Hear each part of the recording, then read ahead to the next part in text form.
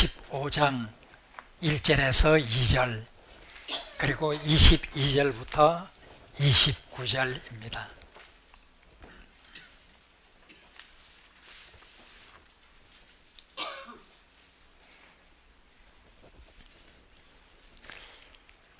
(1절과) (2절을) 먼저 교독하겠습니다. 어떤 사람들이 유대로부터 내려와서 형제들을 가르치되 너희가 모세의 법대로 할례를 받지 아니하면 능히 구원을 받지 못하리라 하니 바울 및 바나바와 그들 사이에 적지 아니한 다툼과 변론이 일어난지라. 형제들이 이 문제에 대하여 바울과 바나바와 및 그 중의 몇 사람을 예루살렘에 있는 사도와 장로들에게 보내기로 작정하니라. 22절부터 29절까지 봉독합니다. 이에 사도와 장로와 온 교회가 그 중에서 사람들을 택하여 바울과 바나바와 함께 안디옥으로 보내기를 결정하니 곧 형제 중에 인도자인 바사바라 하는 유다와 실라더라. 그 편에 편지를 붙여 이르되 사도와 장로된 형제들은 안디옥과 수리아와 길리기아에 있는 이방인 형제들에게 문안하노라. 들은즉 우리 가운데서 어떤 사람들이 우리의 지시도 없이 나가서 말로 너희를 괴롭게 하고 마음을 혼란하게 한다 하기로 사람을 택하여 우리 주 예수 그리스도의 이름을 위하여 생명을 아끼지 아니하는 자인 우리가 사랑하는 바나바와 바울과 함께 너희에게 보내기를 만장일치로 결정하였노라. 그리하여 유다와 실라를 보내니 그들도 이 일을 말로 전하리라. 성령과 우리는 이 요긴한 것들 외에는 아무것도 너희에게 지우지 아니한 것이 옳은 줄 알았노니 우상의 제물과 피와 목매어 죽인 것과 음행을 멀리 할지니라. 이에 스스로 삼가면 잘 되리라. 평안함을 원하노라 하였더라. 아멘.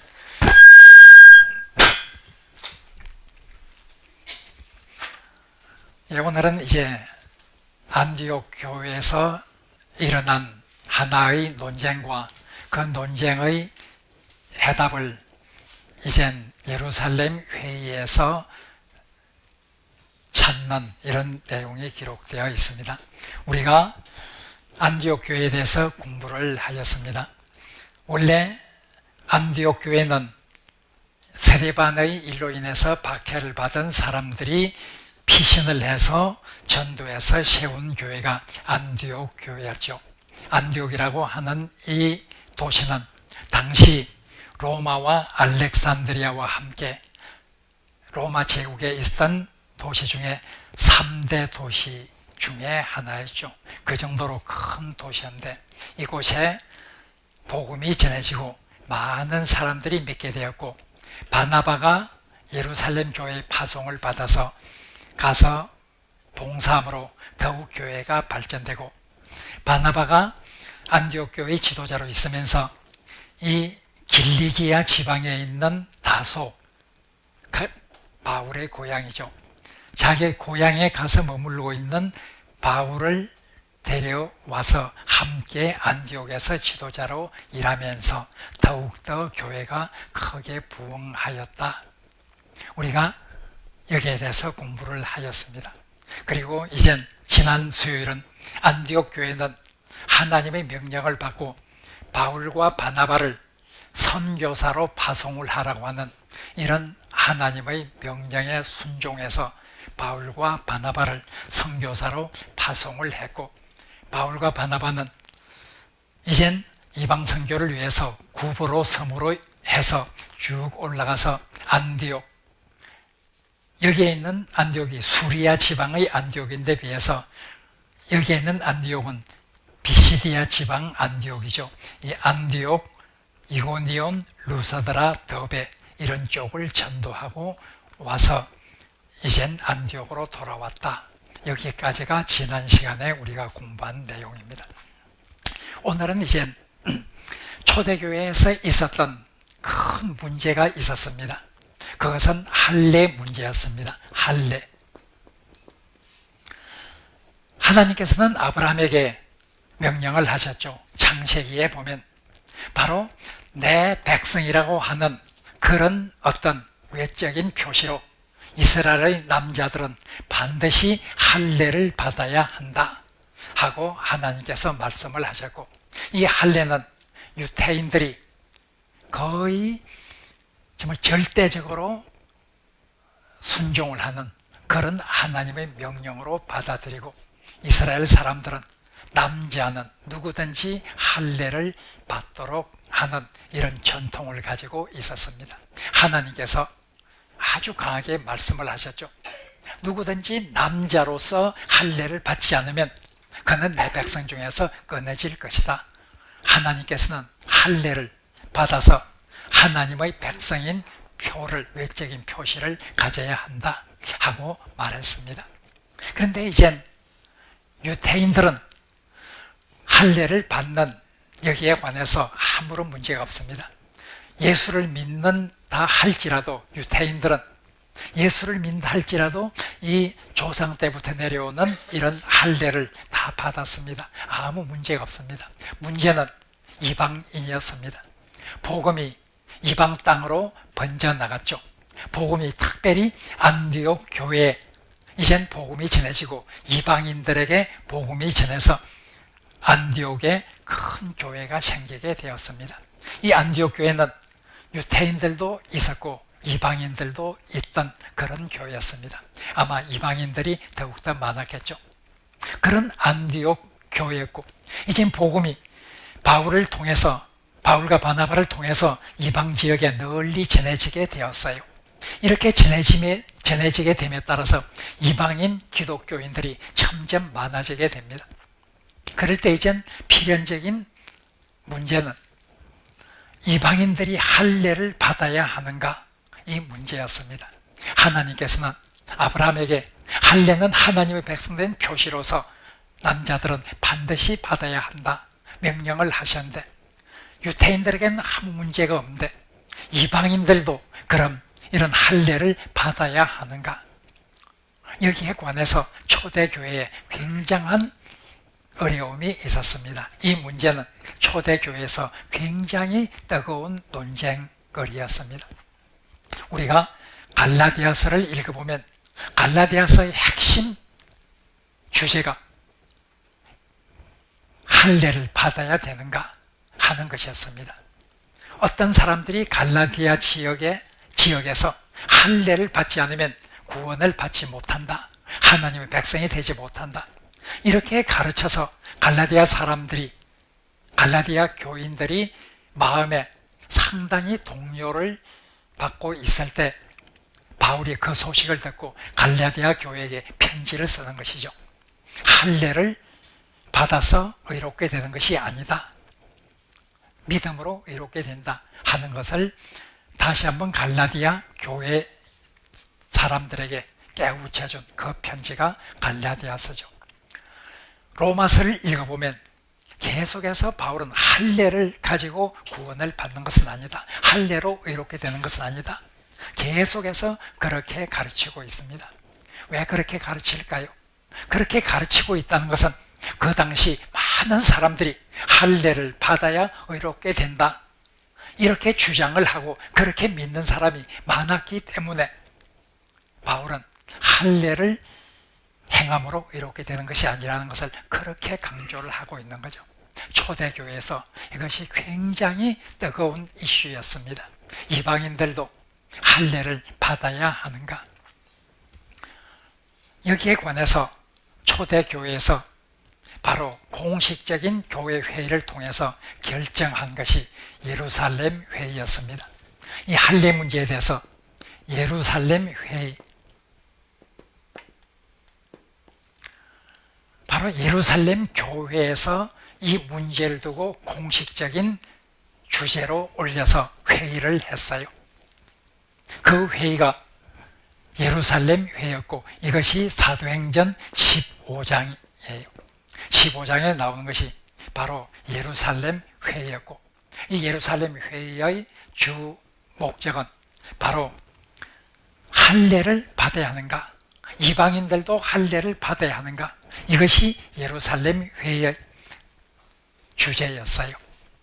이 주제에 대해서 예루살렘 회의에서는 사도들과 장로들과 온 회중이 모여서 결의를 했어요. 그 결의가 바로 예루살렘 회의의 결과죠. 그 결의의 내용은 이방인들은 할례를 받을 필요가 없다. 하나님의 은혜로 구원을 받기 때문에 이방인들은 할례를 받지 않아도 구원을 받을 수가 있다.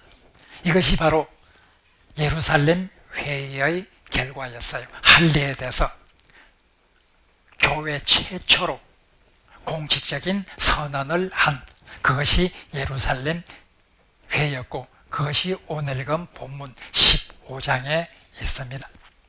그런데 예루살렘 회의는 물론 예루살렘 교회에서 있었던 회의예요. 왜냐하면 그 당시 예루살렘 교회가 세계교회의 모교회였어요.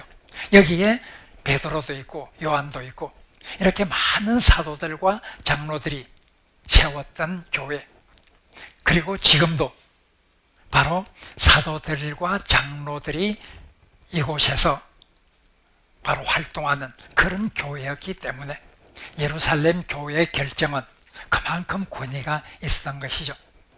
그런데 회의는 예루살렘 교회에서 한 것이지만 이 이슈, 할례를 이방인들이 반드시 받아야 하는가, 이 문제 제기는, 이 예루살렘 회의가 열렸던 원인은 바로 안디옥 교회에서부터 출발을 하게 되었어요. 예루살렘 회의가 열렸던 이유가 바로 안디옥 교회에서 할례를 받아야 하는가, 이 문제가 제기되었기 때문에 이 문제를 가지고 예루살렘 교회에 갔고, 예루살렘 교회에서 이 문제를 가지고 토론을 했었어요.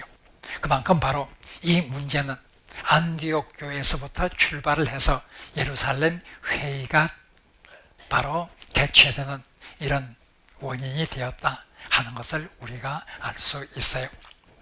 자, 오늘 본문에 보면 1절 2절에서 왜 예루살렘 회의가 열렸는가 하는 그 배경이 나옵니다. 그 배경은 어떤 사람들이 안디옥 교회에 왔어요. 어떤 사람들이 안디옥 교회에 와서 할례를 받지 않으면 구원을 받을 수 없다, 이렇게 가르쳤어요. 율법을 다 지켜야 한다, 이렇게 가르쳤어요. 율법을 지키는 것 중에 하나가, 가장 대표적인 것이 할례를 받아야 한다는 거예요. 자, 이런 어떤 사람들이 안디옥에 와서 그렇게 가르쳤는데, 아마 이 어떤 사람은 예루살렘에서 왔던 것처럼 보여요. 예루살렘 교회 교인들 중에 안디옥에 와서 할례를 받아야 한다, 이렇게 가르쳤던 것처럼 보이죠. 왜냐하면 오늘 24절, 오늘 읽은 본문 24절에 보면 예루살렘 교회에서 안디옥 교회에 편지를 써보내요. 그 편지를 써보내면서 24절에서 하는 말이, 그 편지 내용 중에 하나가 우리 예루살렘 교회 교인들 중에 어떤 사람들이 안디옥에 가서 우리 공식적인 예루살렘 교회 허락도 없이 자기들이 임의로 안디옥에 가서 그렇게 분란을 일으켰다고 한다 하는 말이 24절에 있어요. 따라서 1절에 나오는 어떤 사람들은 예루살렘 교회에서 있었던 사람들이고, 그들 중에서 바로 바리새파 출신이었던 것 같아요. 5절에 보면, 오늘 읽진 않았지만 5절에 보면 예루살렘 교회에서 바리새인 출신들 중에 어떤 사람들이 할례를 받아야 한다, 이렇게 강력히 주장을 했어요. 이렇게 볼 때 1절에 말하는 안디옥에 와서 할례를 받아야 구원을 받는다고 말한 사람들은 예루살렘 교회에서 특별히 율법 전통을 그렇게 강조하던 바리새파 사람들이었던 것 같아요. 바리새파 사람으로서 예수 그리스도를 믿고 예루살렘 교회에서 활동을 하면서 바로 율법을 지켜야 한다. 율법에 기록된 할례를 행해야 구원을 받는다. 이렇게 믿었던 사람들, 그런 사람들이 안디옥에까지 와서 사람들에게 할례를 받아야 한다. 이방인들은 유대인으로 개종을 해야 하고, 개종을 해서 율법을 지키고 특별히 할례를 받아야 하나님의 백성이 된다. 이렇게 가르쳤던 사람들이, 이 사람들이 그렇게 주장을 펴자 안디옥 교회의 지도자인 바나바와 바울은 우리가 잘 아는 대로 바나바와 바울은 은혜로, 하나님의 은혜로 구원을 받는 것이지 할례나 율법을 행함으로 구원을 받는 것이 아니다 하고 강조했던 사람들이에요. 그리고 여기에서 유대에서 온 사람들, 자, 이 사람들은 율법을 지키고 특별히 할례를 행해야 한다, 이렇게 말했던 사람들이죠. 이 두 그룹 사이에 큰 변론이 있었다, 큰 논쟁이 있었다. 2절에 보면 그렇게 나옵니다. 이제 이 논쟁을 한쪽에서는 할례가 아니라 오직 은혜로, 믿음으로 구원을 받는다고 말하고, 거기에 온 예루살렘 교회에서 온 어떤 사람들은 반드시 이방인들은 율법을 지키고 할례를 받아야 구원을 받는다, 이렇게 말하는 두 그룹 사이에 변론이 심하자 결국 안디옥 교회에서 결정을 했어요. 안디옥 교회에서는 이 문제를, 이렇게 변론이 심하기 때문에 이 문제를 가지고 이젠 예루살렘 교회에 가서 바로 이 문제를 가지고 묻자. 예루살렘 교회는 사도들과 장로들이 있고 세계 교회의 시발점이 된 교회고, 바로 예수님을 따르는 제자들이 있는 그 교회, 그 교회 대표자를 보내서 예루살렘 교회에서 여기에 대한 대답을 우리가 듣도록 하자, 이렇게 안디옥 교회에서 결정을 했어요. 그래서 바울과 바나바를 보내고 또 안디옥 교회 사람들 몇 사람을 바나바 바울과 함께 바로 예루살렘으로 보내게 된 거예요. 그래서 이제 예루살렘 교회에서 회의를 해요. 그것이 예루살렘 회의죠. 이 회의를 하는데 그 회의 내용이 6절에서 21절, 6절에서 21절은 회의 내용이에요. 회의의 진행, 그 경과를 기록하고 있어요. 여기에서도 굉장히 많은 논란이 되었어요. 예루살렘 회중들과 그리고 예루살렘 교회 지도자들, 이들이 모여서 이 문제를 두고 토론을 해요. 거기에 보면 큰 변론이 있었다, 그렇게 오늘 본문에, 오늘 읽진 않았지만 본문에 보면 굉장한 변론이 있었다.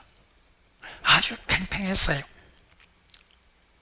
5절에서 말하는 대로 예루살렘 교회에 바리새파 출신 그리스도인들이 있어서 그들은 반드시 할례를 받아야 한다, 이렇게 강하게 주장을 하고, 그래서 예루살렘 회의에서도 상당히 이 문제를 두고 큰 변론이 있었어요. 자, 그 변론 중에 이젠 큰 역할을 하는 사람이 베드로, 그리고 바나바와 바울, 그리고 야고보, 이 사람들이 상당히 큰 역할을 합니다. 6절에서 21절에 보면 먼저 베드로가 나와요. 베드로는 이방인들도 하나님께서 구원의 문을 열어주셨고 그들도 하나님의 은혜로 구원을 받는다는 것을 자기의 경험을 통해서 잘 알고 있어요.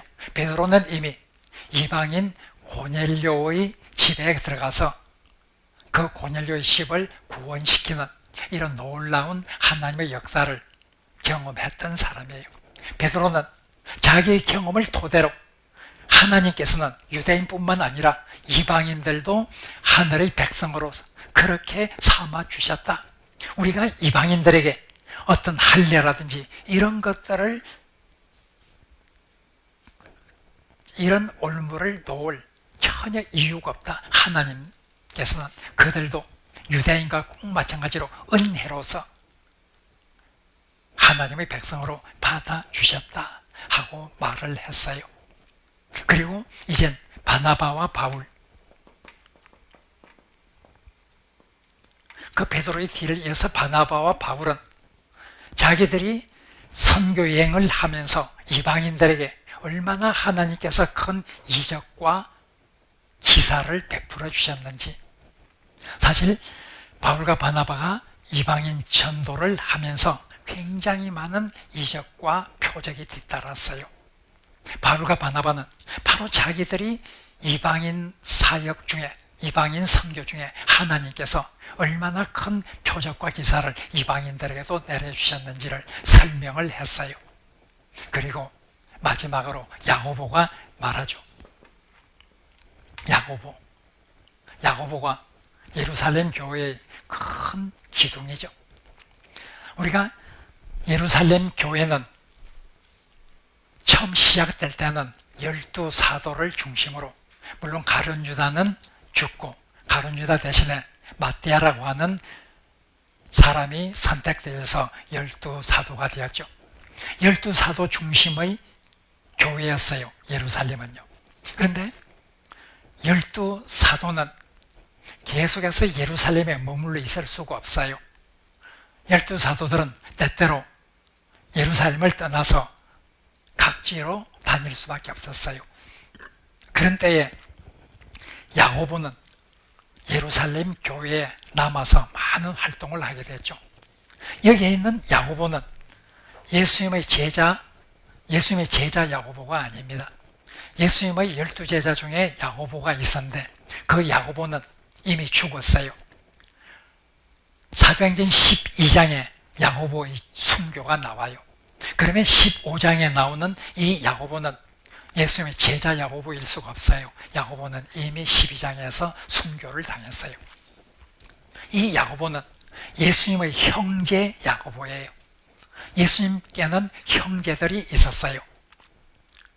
예수님께는 형제들이 있었는데 마태복음 13장 55절에 보면 야고보, 시몬, 유다 이런 사람들이 있었어요. 4명의 이름들이 나오고 있고 그 중에 한 사람이 야고보예요. 이 야고보는 예수님의 형제 야고보죠. 예수님의 형제 야고보는 아마 부활한 후에 예수님께서 야고보에게 보이셨어요. 나타나셨어요. 고린도전서 15장 부활장에 보면 예수님께서 부활하신 다음에 야고보에게도 나타나셨다. 그 야고보는 예수님의 제자 야고보가 아니라 예수님의 형제 야고보예요. 이 예수님의 형제 야고보는 예수님의 부활의 목격하고 아주 교회에 열정적으로 예수 그리스도를 믿는 그런 신자가 되었어요. 그리고 초대교회에서 굉장한 큰 역할을 했어요. 사도들이 예루살렘 교회에서 점점 다른 곳으로 많이 다녔지만, 자리를 많이 배웠지만 야고보는 예루살렘에서 그 교회에서 활동을 계속해서 했어요. 그리고 야고보는 백성들에게 교회 안팎에서 굉장히 존경을 받았어요. 야고보는 경건하기로 굉장히 유명한 사람이에요. 야고보는 기도로 굉장히 이름난 사람이에요. 유세비우스가 쓴 교회사에 보면 이 야고보는, 주의 형제 야고보는 얼마나 경건하고 기도를 열심히 했는지, 하나님 앞에 얼마나 무릎을 자주 꿇었는지 그 무릎은 낙타의 무릎처럼 단단해지게 되었다. 이런 표현이 나와요. 그만큼 야고보는 경건의 어떤 모범으로 그렇게 사람들에게 인식되어졌던 사람이죠. 그래서 이 야고보는 교회에서도 굉장한 존경을 받았어요. 그래서 야고보는 베드로와 같은 그런 어떤 기둥과 같은 역할을 하게 되었죠. 우리가 갈라디아서 2장 9절을 보면 바울의 어떤 과거의 회상 기록이 나와 있는데 여기서 말하기를 내가 예루살렘을 방문했을 때 기둥과 같이 여기는, 예루살렘 교회의 큰 기둥과 같이 여겨지는 이런 야고보와 게바와 요한, 이 세 사람의 이름이 나와요. 그 중에서 야고보 이름이 맨 처음 나와요. 야고보와 게바와 요한, 게바는 베드로를 말하죠. 그렇게 그만큼 야고보가 예루살렘 교회에서 차지하는 역할과 비중이 굉장히 컸어요. 바로 이 야고보가 마지막에 베드로가 연설을 한 다음 바나바와 바울이 증언을 한 다음 야고보가 이야기를 했어요. 야고보가 일어나서 온 회중들에게 성경을 인용을 하죠. 아모스에 있는 성경을 인용하면서 바로 하나님께서 분명히 유대인뿐만 아니라 이방인들도 하나님께서 하나님의 백성으로 삼으시고자 하시는 그런 어떤 계획이 있었다. 그런 이방인들에게 우리가 여러 가지 이런 올무를 놓을 수가 없다. 은혜로 구원을 받는 것이다 하는 것을 명확히 했어요. 그러나 이제 야고보는 다만 이방인들도 이와 같은 것을 지키도록 권고를 해요. 구원은 믿음으로 되는 것이지만 이방인들도 유대인이 굉장히 중시하는 이런 어떤 몇 가지 규례는 이방인들도 지키도록 그렇게 권유를 했어요. 그 네 가지는 음행을 삼가야 한다. 두 번째로 우상의 제물을 피해야 한다. 그 다음에 목매어 죽인 것을 피해야 한다. 그 다음에 마지막으로 피를 피해야 한다. 이렇게 음행과 우상의 제물과 목매어 죽인 것과 피를 피해야 한다.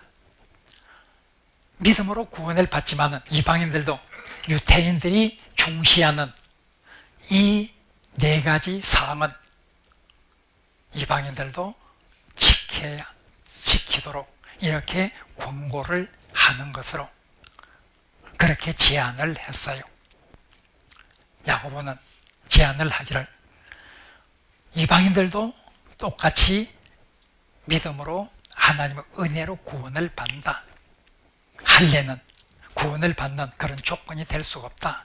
단 이방인들도 이와 같은 유대인의 규례를 최선을 다해서 지키도록 권면하자고 하는 이런 안을 야고보가 제안을 했고 만장일치로 오늘 25절 26절에 보면 우리가 지금 편지에서 기록한 이 내용은 만장일치로 결정을 한 것이다.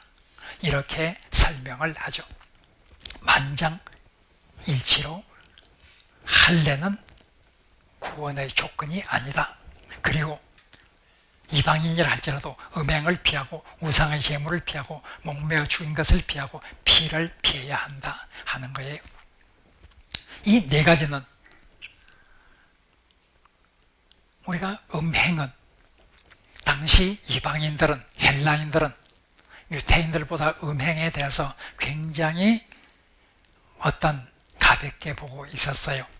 유대인들은 음행에 관한 굉장한 어떤 중한 죄로 이렇게 인식한 반면에 헬라인들은 유대인에 비해서 상당히 음행을 가볍게 여기고 있었죠.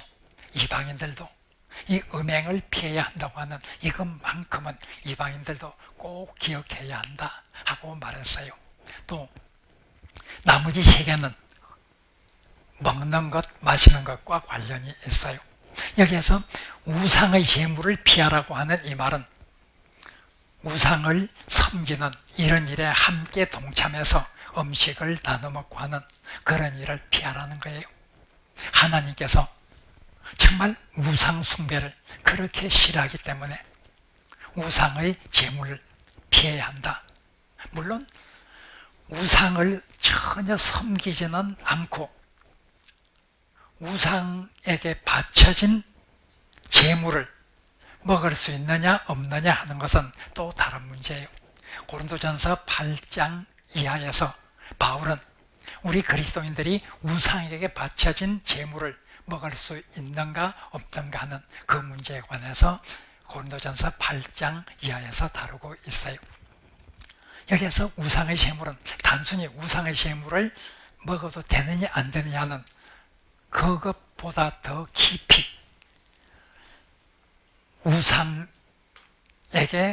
우상의 섬기는 제의에 참여를 하고 그곳에서 나오는 그런 음식을 함께 먹는 그런 행위를 말하죠. 우상 숭배는 하나님께서 결코 기뻐하시는 것이 아니라는 것을 기억하라는 거예요. 그 다음에 목매어 죽인 것과 피를 멀리하라. 이것은 거의 같은 내용이라 볼 수 있어요. 목매어 죽인 것은 목매어 죽인 그런 짐승의 고기를 먹지 말라 하는 거예요. 그리고 피도 피체 어떤 고기를 먹지 말라 하는 거예요. 왜냐하면 구약성경에서 굉장히 강조한 것이 피는 생명을 상징한다. 피는 생명의 근원이라는 거예요. 피는 생명의 근원이기 때문에 바로 피를 피채 먹어서는 안 된다. 어떤 짐승도 피채 먹어서는 안 된다는 것이 구약성경에서 계속 강조하고 있어요. 또 목매어 죽인 것, 이것도 피와 관련이 있는 거예요. 목매어 죽인 것이나 구약성경에 보면 특히 어떤 그냥 죽어있는 이런 짐승을 함부로 먹으면 안 돼요. 왜냐하면 그 짐승 속에는 피가 있어요.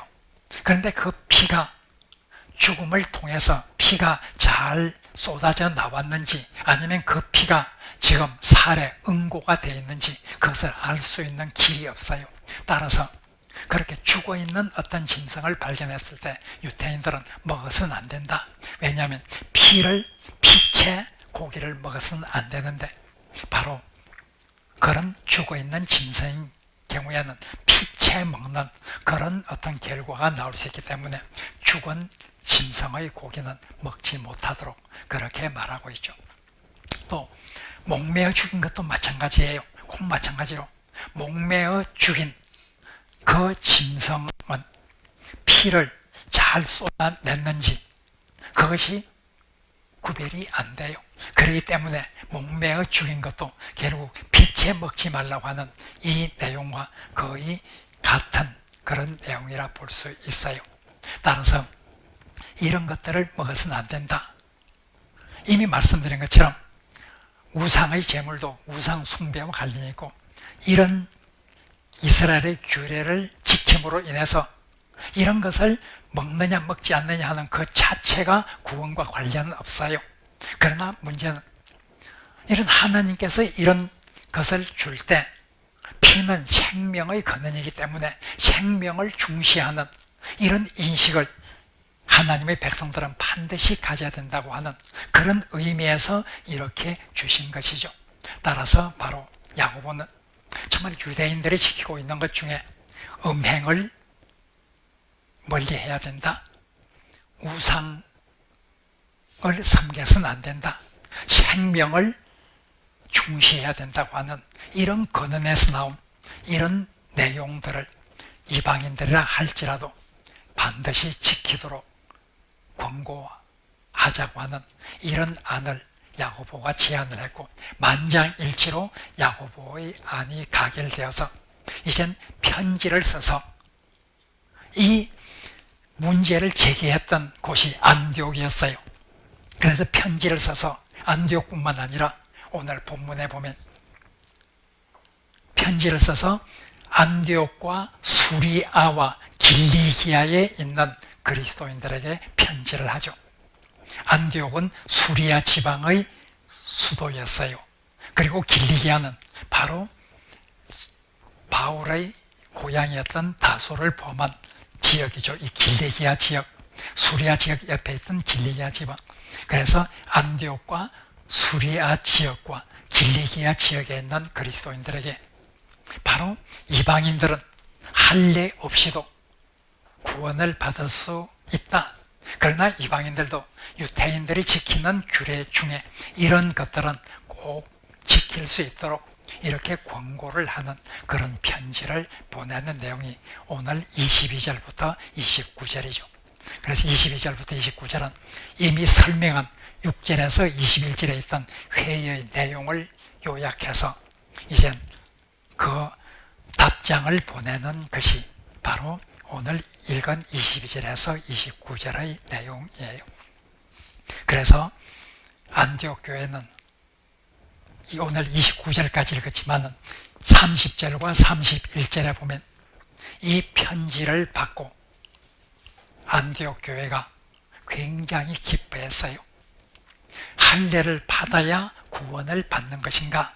이렇게 주장하는 사람들로 인해서 굉장한 변론도 있었고 교회가 어려움에 처했었는데 예루살렘 교회에서 이젠 회의를 해서 바로 할례는 구원을 받는 그런 조건이 될 수 없다 하는 이런 결론을 내어서 이젠 안디옥 교회로 편지를 써 보내자. 그것을 읽고 또 그 편지를 가지고 왔던 사람 유다와 실라, 예루살렘 교회의 대표로 편지를 가지고 왔던 이 사람들의 말도 듣고 함으로 인해서 30절 31절은 안디옥 교회가 굉장히 만족을 하였다 하는 것으로서 끝나고 있습니다. 우리가 정말 율법을 행해야 구원을 받는가? 이런 생각을 우리가 하게 되죠. 믿음으로 구원을 받는 것이 너무나 쉽게 여겨지기 때문에 어떻게 믿음으로만 구원을 받을 수 있는가? 여러 가지 하나님께서 명령한 모든 이런 할례라든지 이런 율법을 다 지켜야 되지 않느냐? 이런 생각을 하기도 하죠. 그러나 오늘 본문에서 아주 분명히 보여주는 것은 우리가 구원을 받는 것은 오직 믿음에 있다. 어떤 것으로도 구원을 받지 못하고 오직 예수 그리스도를 믿음으로 구원을 받을 수 있고 이것은 하나님의 은혜의 선물로 되는 것이다 하는 것을 오늘 본문에서 깨달을 수 있습니다. 안디옥 교회는 바로 이런 문제를 두고 예루살렘에 바로 자문을 구했고 그 결과 오직 믿음으로 구원을 받는다고 하는 이 놀라운 진리에 대한 확신을 다시 한번 안디옥 교회가 할 수 있게 되었다고 하는 이 기록을 우리가 보면서 우리도 믿음만으로 오직 믿음으로 구원을 받는다고 하는 이 놀라운 진리에 다시 한번 굳건히 서는 그런 귀한 하늘의 백성이 되기를 바랍니다. 말씀을 생각하면서 한 2분 동안 기도하겠습니다.